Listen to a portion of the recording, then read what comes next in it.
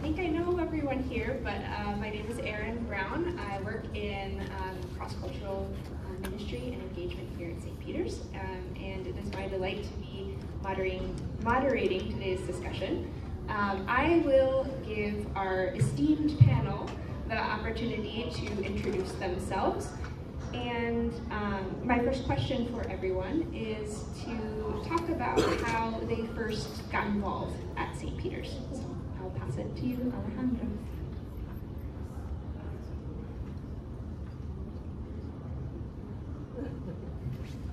Buenas tardes, mi nombre es Alejandra. Yo me empecé a involucrar siendo voluntaria, algunas veces ayudando en la cocina, siendo voluntaria en varias cosas. Buenos días, mi nombre es Miguel Hernández.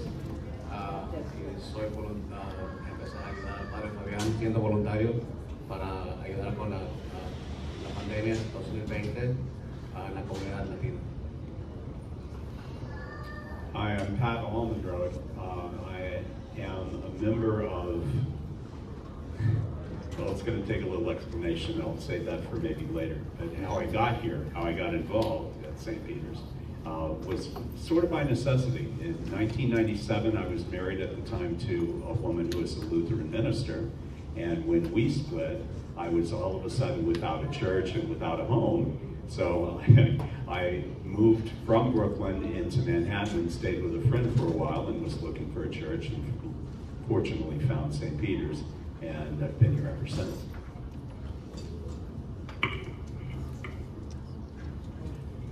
Good afternoon, everyone. I'm Michael McKee. It's sort of an odd story about how I became to be a member of St. Peter's. Since those of you who know me know I'm not very religious. I'm sort of like your resident heathen, or more precisely pagan.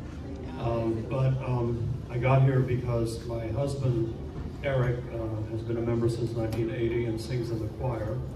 I started coming to musical performances like the Good Friday St. Matthew Passion is one of my very favorite pieces of music. Then I got to know the members of the choir, started going to choir parties, and before you know it, St. Peter's became like a family. And when I became a member, I asked Mandy, what did I have to do to become a member? And he leaned down and kissed me on the forehead. And I said, wait a minute, Mandy, you know I've got all these staffs. And he said, what good is faith without doubt? But you know, St. Peter's is like a family, and it's a community that does so much good for so many people that it's inspirational. It's a privilege to be a member here. Saludos a todas, a todes y a todos. Me alegra muchísimo estar aquí. Yo llegué a St. Peter's a través de nuestro amado, querido Roberto Lara, que me puso en contacto con el pastor Jared y con la persona llamada Monica Butler, que estuvo aquí sirviendo como su internship aquí. No need to speak English. No. Thank you. Pat, I'll ask you to just hold on to the mic because the next question is also for everyone. So what does social justice and community engagement mean to each of you? All of you are involved in various types of ministries, from food distribution to faith formation, to being involved in initiatives for the LGBTQIA+ community. So I would love for each person to expand a little bit upon what community engagement or social justice means to you. Pat, since you have the mic, I'll have you go first. Okay. Wow. I think what I want to get back to is something that Michael said that I think I certainly feel, and I hope most of us feel, that St. Peter's is like a family. And social justice in this context then sort of means really treating everybody like a family member. I think that's the simplest way I can put it. I was trying to think of more fancy formulations like, give everybody equal opportunity and all that stuff. And there are other ways to put it, of course, but I think in this context, for me, social justice means treating everyone I encounter, like a member of my family. And community engagement then. I've always been very interested in trying to leverage numbers. One of the reasons that I am involved in St. Peter's and involved in organized religion, as they say, in any way, is that it's important to me to surround myself with folks that I share something with. And it's also, in the context of doing social justice, it's important to leverage that community, because the people that make decisions for us, like it or not, they're influenced by numbers. So the more we can leverage those numbers, I think the more we can do. Thank you. Would you like to pass it to your right?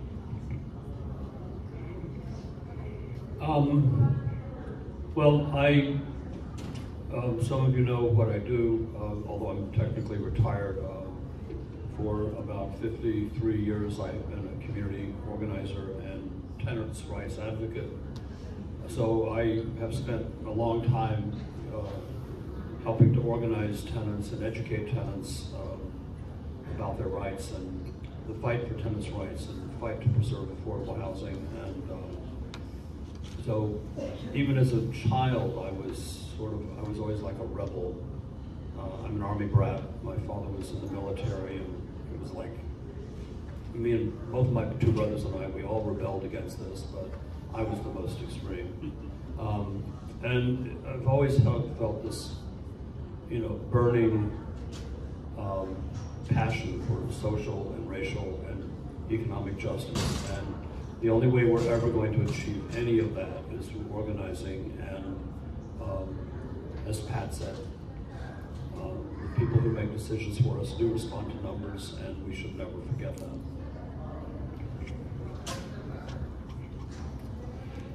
Yo comencé a formar parte de esta comunidad en el otoño del 2020 y creo que mi respuesta tiene que ver, la participación comunitaria en mi forma de vivirlo en esta comunidad tiene que ver mucho con la justicia social.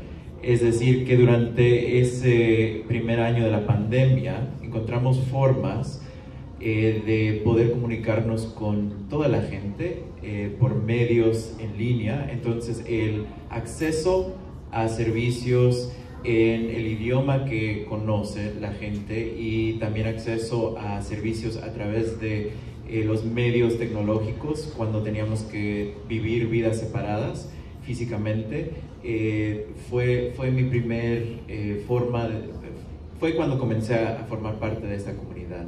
Y fue la forma en que yo viví la participación comunitaria y la justicia social.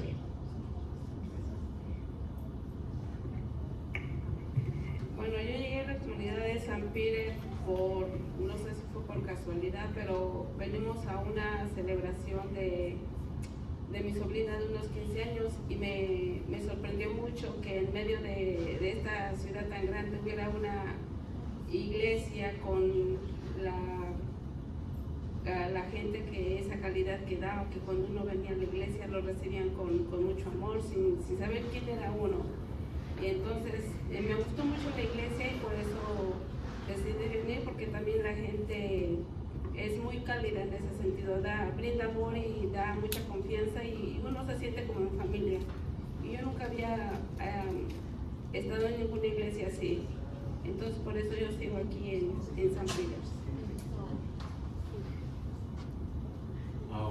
Buenos días a todos otra vez. Yo llegué a esta iglesia conociendo al padre Fabián, que lo quiero conocer por un hermano.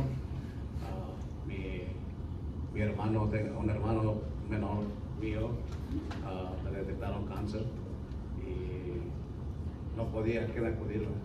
Y me acudí a él, fue que me enseñó muchas cosas, a a sacarlo adelante, me ayudó a poner los hospitales aquí enfrente de la iglesia. Y fue que llegué aquí y cuando empecé a hacer servicio comunitario con él, para la comunidad, y me sentí bien cómodo, cómo te reciben, cómo llegas aquí a la iglesia, cómo estar en familia, cómo estar en un hogar, en tu propia casa.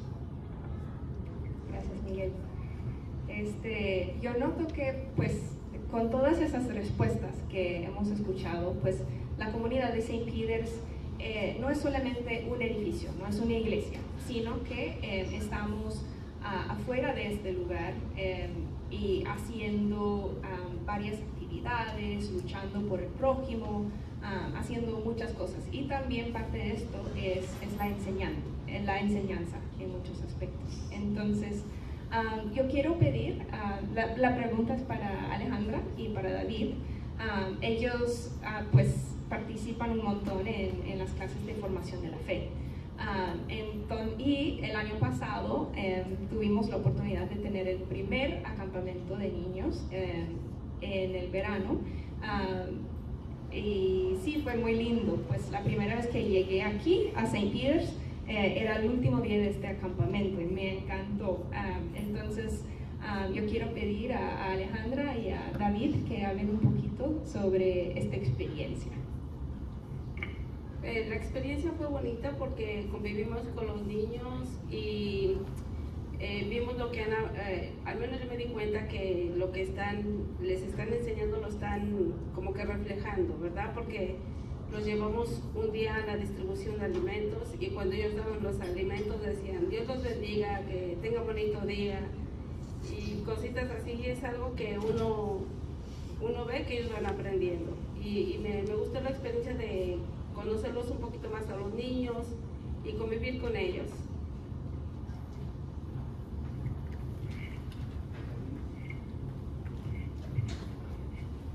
It is an absolute joy to work with the children and the youth of St. Peter's. It is that kind of experience because the children are taken in as part of the community, and folks have shared that St. Peter's feels like a family for so many folks, and we are at our best as a community when we welcome all people as family members. And so the fact that we were able to have all these kids show up for days on end every morning and be welcomed by everyone. So Edgar and Father Jared and Fabian and all the staff, Jason, everyone made sure that these kids felt welcome and were brought into the community. So it is a joy to work with them, and it is a joy to work with them because the whole community takes them in as part of the community. They're not visitors, they're part of the family. So that brings joy to it. It is also a joy to just see the kids be able to ask questions and to have the staff committed to being a place where kids can come in and ask questions, difficult questions about God and about their experience of faith. And a lot of them come in with maybe a rudimentary understanding of what faith life is or what Christianity is, and they're able to ask questions that maybe in other places they've not been able to ask or have not felt comfortable asking.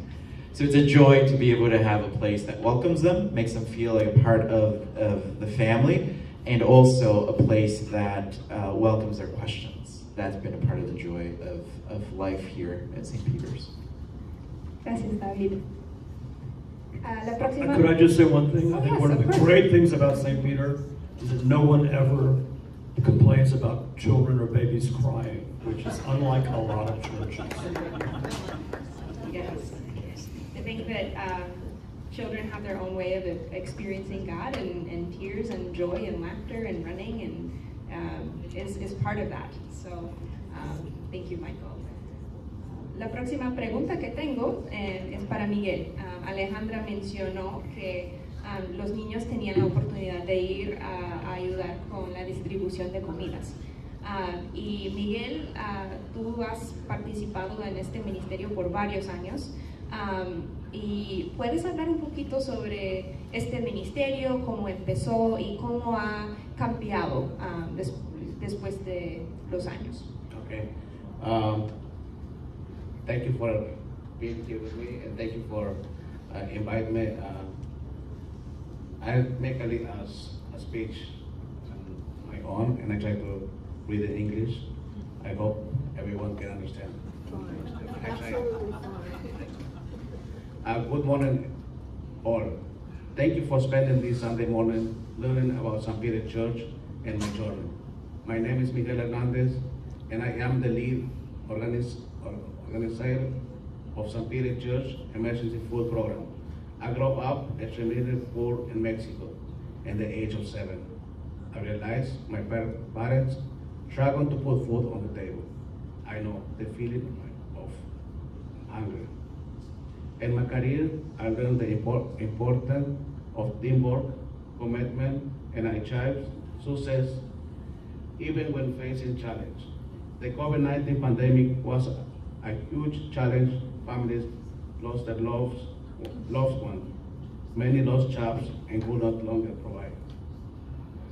At the end of March 2020, I received a phone call from Father Fabian, who is like a brother for me, asking about helping members of the church and receiving food at their homes. I always look for ways to help my community, and I gladly dedicated my time, few times a week, to assist Father Fabian, who distribute food and provide spiritual support when I saw how desperate and hopeless the family were. I became more determined than ever to make sure that no child feels hungry.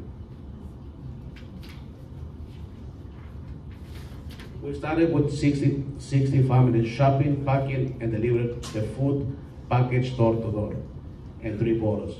As the pandemic grew, more families needed our assistance. The list quickly expanded to have 34, 60, and 84 families, which at point we were unable to make individual door-to-door deliveries. We figured out that it would be much easier to find a location and distribute food to more people from one spot. The first location was in Queens, 34 and 94th Street. Right then the Bazaar supermarket, when Father Fabian and about the grocery, the families out of Queens were concerned and worried about their food. They asking to have other locations available closer to their homes. To reach all the families, we have to organize the food distribution in additional locations. The food was no longer shop. Father Fabian contacted different food distribution to provide the fruits and vegetables and handlers. And fourth, payoff.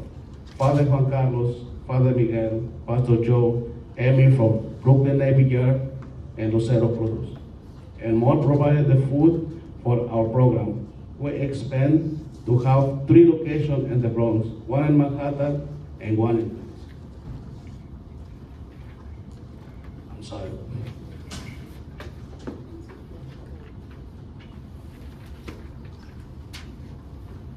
Once the food was available to face a new challenge, we had to try to pick up the heavy pallets of food. Individual pack for distribution and deliver the food to the location. At the beginning, I rented a truck as my car were no longer able to fit all the food. I am grateful for following dedicated men and women who were by my side, the Ejército de la Esperanza. A group of volunteers that show up every day to assist.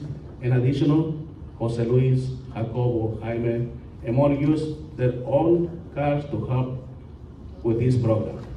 At the point we were feeding over 1,000 families, dedicating 4 days a week as a volunteer. Besides giving out food, the location will also keep diapers, formula clothes, and menstrual to people that live in the shelters. On May 11, 2023, the World Health Organization declared on the end of emergency of COVID-19 pandemic. They reduced the available resources to run our program because of the lack of available food within close to the location. The location in Bronx and Manhattan. We can only provide support in Queens 1 day a week, and this is not enough. Family should not have to make the choice between pay rent or buy foods. Please help, can make the difference and make sure that no child will have. Thank you, Miguel. So, thank you for the history of. Yes, absolutely. ¿Cuántas familias han sido ayudadas hasta hoy? How many? Miles de familias. Porque anteriormente, eran 4 días, 3 localidades en el Bronx, uno en Alto Manhattan y uno en el Bronx. Y ahorita lo que tenemos aquí en el Queens, ahorita nomás los martes, son más de 450 familias. Entonces, han sido miles de personas. Sí, familias. sí. So they said thousands of families have been helped with this program. Yes. How can we help now? We should know more about this. Yes, we should. How can we help today? I mean, if we can't drive a car, Yeah. go shopping. I mean, ahí tratamos sobreviviendo a todas la ayuda que teníamos antes, todos ya, muchos programas ya están cerrados y pues nos gustaría seguir ayudando a tanta gente, tanta familia, tantos niños que no tienen comida en la mesa. We're also, so there is some grant writing that we're also doing to kind of receive some grants to further continue this. So if anyone has grant writing experience or would like to help write grants or find grants to continue this program moving forward, that would be an amazing help. I think that there's also, if you're interested in donating, there's a page specifically on St. Peter's website, and you can directly say that the donation would be for the mutual aid food ministry. So my next question is for Pat. Pat, you've been part of the Action and Social Justice Cabinet for a while. Can you talk, and a lot of these social justice ministries that we're talking about today are underneath the auspices of that cabinet. Could you talk a little bit about what that experience has been like and some of the initiatives that you have seen while participating? Well, I knew this question was coming and I was dreading it because unfortunately the short answer is frustrating is what it's been like. Some of you, I'm sure, maybe many of you are saying, Social Action and Justice Committee, what are you talking about? I've never heard of that. That's because we have not really done the work of organizing ourselves and figuring out how to do the programming work that we want to do. I think that, well, since I'm the one here and I'm the one with the microphone, I'm going to share my vision. I think we could be most useful as an information resource more than anything else. You know, I mentioned earlier that it's, I think, really important to me, and Michael echoed it too, of course, to leverage numbers. St. Peter's, even as a whole, it's not that big a church. So I don't think it's a realistic goal for us to say, hey, let's do this. Let's start this program. Although, you know, I have to give it to Miguel for what they've been doing. But in terms of, I don't think the Social Action Cabinet is the place for initiatives. I think what we should do is gather information and point people, give people the option of participating in what they're interested in. You know, we need a calendar, short and simple, on the website or attached to the website somehow, where you could go and say, oh, I should write this letter to this congressman, or oh, I should join this march, or oh, I should give this money to this organization. That's what I think the cabinet really should be about. And that's what I hope to help organize in, I don't know, in the next. Put it that way. Whenever. Thank you, Pat. I appreciate your candor, and I think it's important that these forums aren't just to say, like, look at all the amazing stuff we're doing, like, let's clap about that, but to talk kind of and have this conversation of these are things that we're doing, but there's also things that we can improve upon, and we have this amazing and diverse community here, and also that attend services that are involved in St. Peter's in one way or another. And so what can we do, and to also look internally and think about, okay, what are the gifts that I have, and what could I do with these several different ministries that we talk about over the next several weeks. So if you feel so moved, I just would invite everyone to continue to discern what that looks like for each of you. Michael, would you like to expand upon anything of what Pat said, or also talk about some of the initiatives that you've also been a part of and participated in, or seen at St. Peter's, and what you hope for the future? I think you wanted me to talk about the I call it the Queer Caucus. I forget what visible witness, is that what we call it? Visible witness, yeah. Visible witness, is that right? Yeah, that's what it was. I mean, we haven't met in so long, I forgot the name of it. I don't remember what year it was, but it's been a while. St. Peter's convened a meeting of, I won't go through all the alphabet because I hate that. I prefer the word queer. We convened a meeting, and a lot of people, a lot of gay people at St. Peter's have been quite open, and there were, we had 75 people show up, and I was stunned at some of the people who I didn't know were gay. It was like really, or queer, or transgender, or whatever. And it was an amazing meeting down in the music room. There were a series of meetings, and there were also some years where St. Peter's marched in the Gay Pride March. In fact, there were some years where we actually had a St. Peter's float, which was like an ark, Noah's Ark, with the St. Peter's banner as the sail, and Father Dale Lind as Noah. He fits the part, right? I mean, he really did. He was convincing. Yeah. And I don't think we've marched in the Gay Pride March since, I guess, 2019, which was like the 50th anniversary of Stonewall. But then, of course, we had COVID. So a lot of things went by the wayside. And of course, there are also a lot of people in the queer community who boycott the main parade now because it's become so corporate. And they have an alternate march, usually going from downtown up to the park, the opposite of what the official march does. So it was, I don't know why the group has not met. I guess there's just no one in charge of convening it or whatever, or maybe interest was no longer there. I'm not quite sure, but it was a very interesting experience, and it was a useful experience just for people to exchange information and mutual reinforcement kind of thing. Thank you.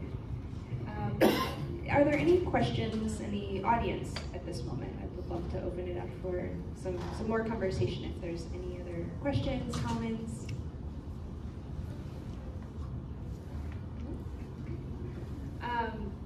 So I know we have a few minutes left before the close of our panel, but I would love everyone to talk a little bit about hopes and dreams that you have for community engagement initiatives or social justice initiatives continuing forward in the community of St. Peter's. Pat, I know that you've talked a little bit about that, Michael as well, but if you would like to expand upon that, and I'd love for David, Miguel, and Alejandra to also share as well. Well, I'd like to actually ask a specific question of the audience. Are there things that you would like to see St. Peter's get more involved in?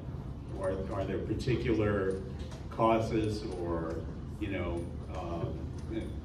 issues that you'd like to see us address as a church, as a congregation? Well, think about that for a while. It's such a long list. Unfortunately. That's good, actually. I like that. I like that answer very much. Dave? There is a there is a movement now for the ERA to get that actually over the line. Right. And we sent out some information about that to a lot of people in the church, but get a petition. The bill's going through Congress, and it's certainly a rough thing to do, but it really has passed. It passed Congress 50 years ago. It's been ratified now by more than 3/4 of the state, so it should be the law, but for some quirks legislative, it hasn't been. So it's maybe something we could do more of and get the push going.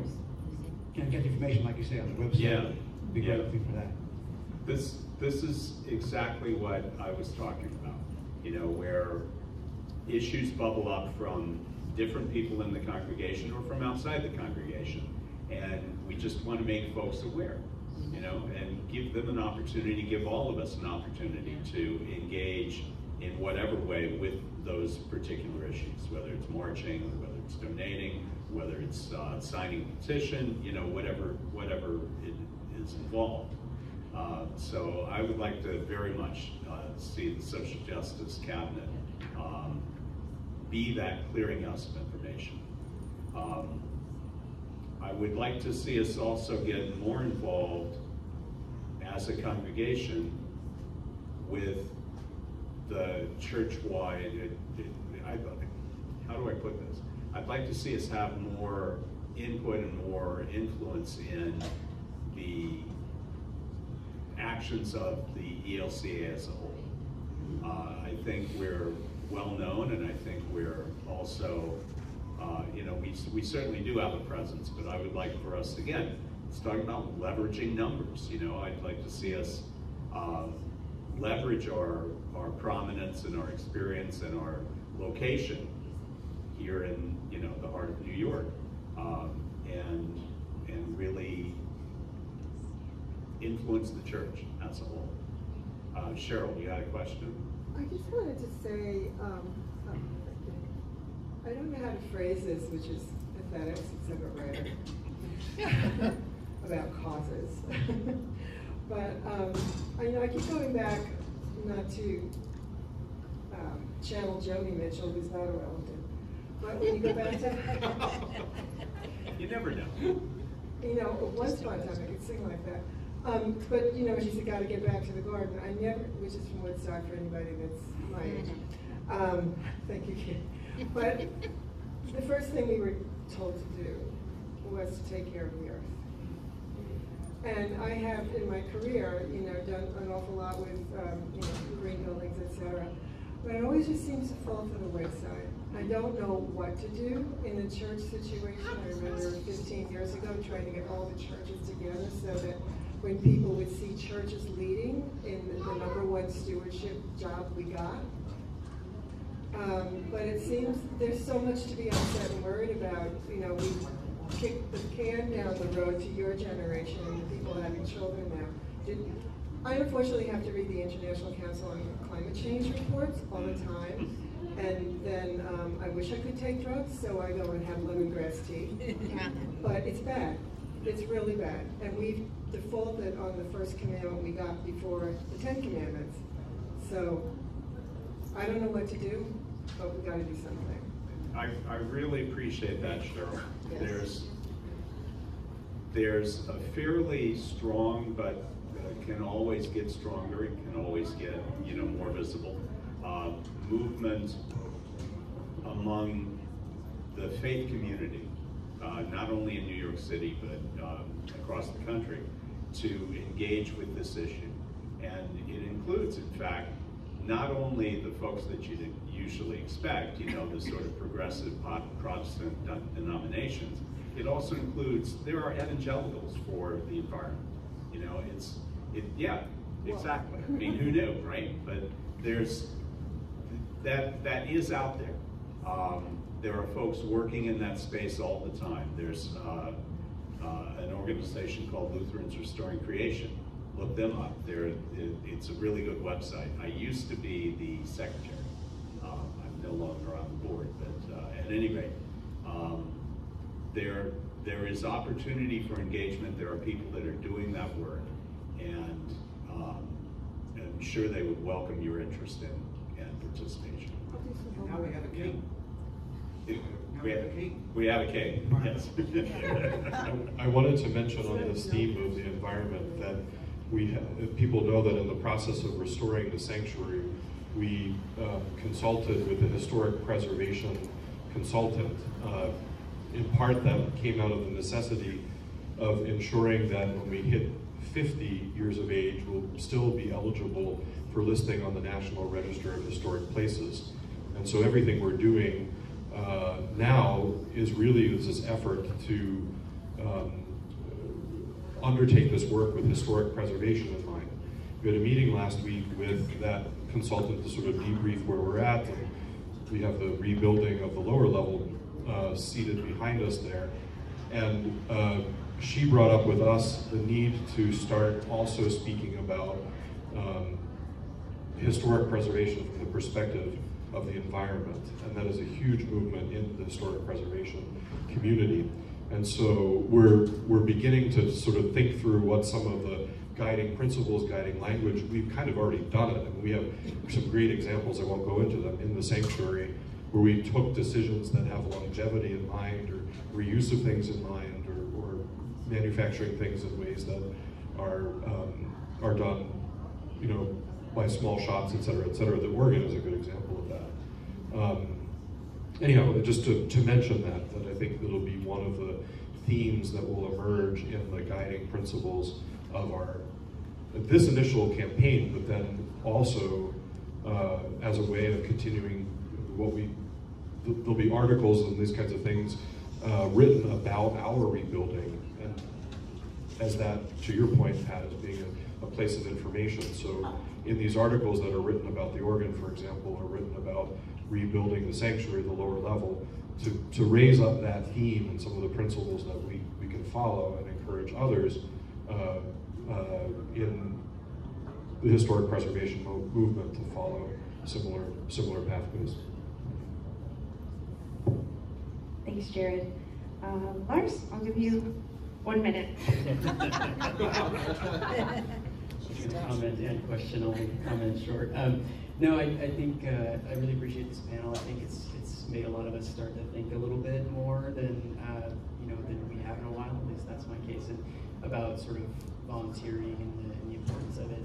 I think my maybe comment is just around something which has happened with the pandemic, which is that for a lot of people, and especially for me, I felt sort of this like push and pull away from a lot of the organizations and volunteering that I was doing sort of pre-pandemic.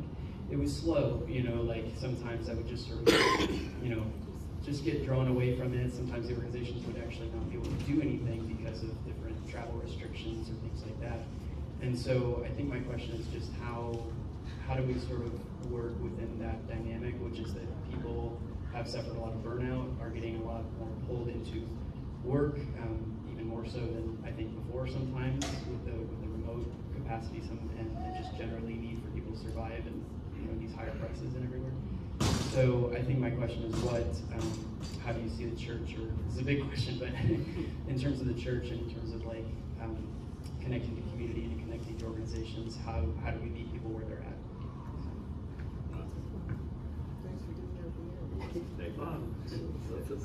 Go for it, David. My answer might be a bit too churchy, but we are in a church. We gather around very simple means. We gather around water and wine and bread. So many social movements, political movements, were started in basements of decrepit buildings with people getting together. So put the coffee on, get cookies out, and have a space for people to start gathering again. And that can also be online, right, for folks who are not able to re-engage life in person yet. So you open up a space, you put the coffee on, you get the cookies out, and you begin social movements, political movements, reimagine what life together might look like by gathering around simple means. Again, that's an initial way of gathering community. I'll let other people expound on much more intricate ways. I think it's good to start simple, so thank you for that. I mean, historically, a lot of social movements had their origins, or certainly had a great deal of amplification in church basements, just the way David mentioned. I mean, look at the civil rights movement, for example. And you know, I would encourage, if you're interested in an issue, I mean, if you're interested in immigration, if you're interested in the environment or whatever, there are organizations that you can join and participate in. And you know, organizing is simple in a way, but it's also complicated in a way and difficult, because it means people have to sort of put aside their you have to be willing to meet each other halfway and agree on goals and how to move forward. And there are a lot of organizations that, I'm sorry, are really screwed up in that sense. But there are a lot of very effective organizations where, you know, people are welcomed and new people are welcomed, and it's not dominated by any one faction, and there's, you know, seek out some organization that you might, on an issue that you're interested in, and get involved, because as I said before, organizing is the only way we're going to ever achieve social change. It's just not going to happen any other way. And these are perilous times, but they're also times of great opportunity. I mean, we came very close to, in my view, having a fascist state in this country, and that danger has not passed. But you know, we have to fight back, and we'll never be in a situation where we won't have to struggle, where we won't have to fight for social justice, racial justice, economic justice. There's never going to be a time where that's going to be handed to us. We're going to have to work for it. Thank you so much. Unfortunately, we're really starting to run low on time. Miguel y Alejandra, ¿ustedes tienen alguna cosita que quieren decir antes que terminamos? ¿Cómo podemos involucrarnos en la distribución de comida si alguien tiene interés? Pues la verdad, como digo, están cerrando muchas organizaciones, están cerrando muchos donde recibíamos alimentos, pero hay mucha gente hay muchos niños que perdieron a sus padres, hay mucha gente que están solos, hay mucha gente que, digamos, gente de edad que no pueden hacer compras.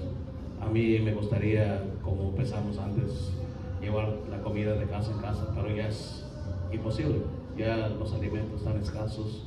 Y pues ojalá que haya una forma de buscar ayuda para que esos niños que están allá en la calle no sufran, que tengan algo en sus mesas todos los días.